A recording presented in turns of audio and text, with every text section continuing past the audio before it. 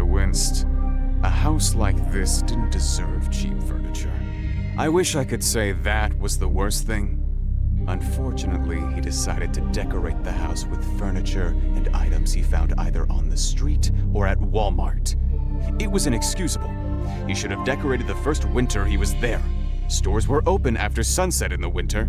There was no excuse for such a disgraceful setting. This is appalling. You have no window coverings. Where do you sleep? I asked. Springer pulled out a flashlight and showed me down to the basement where there were no windows.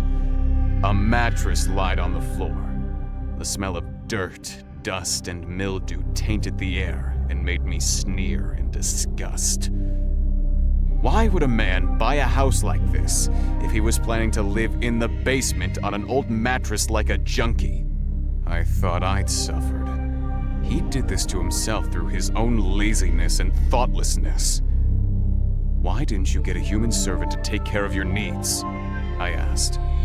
I tried, but I couldn't keep them. They fell out of my thrall in 3 days. He admitted. You didn't feed them any of your blood? You were just using your mind control? I pressed. Idiot. I didn't think to do that. Sorry, Master. Springer hung his head. Even when he was alive, he'd been flighty and impulsive. It had caused the wound that made his father ask me to save him. Forever 20 and seeming to be mentally as ageless as he was physically. I sighed. The city was perfect. The vampire population was low enough to not have many conflicts, but large enough to never feel alone. There were plenty of humans to feed on, and a blood broker when you didn't feel like hunting. I was sure there was a daytime servant agency as well. Springer just hadn't thought to look for it.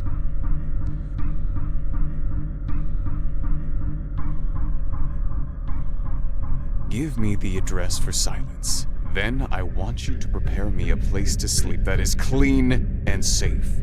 When I return, you will be here. Do you understand? I growled. Yes, Master.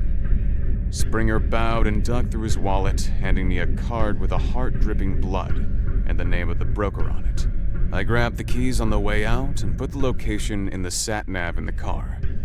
I had to find the vampires who fed on the girl and end them, have Silence remove the mother from her menu, and figure out a way to make it up to the girl who my idiot child turned into a delicacy in this territory. At least one of those things could be finished tonight.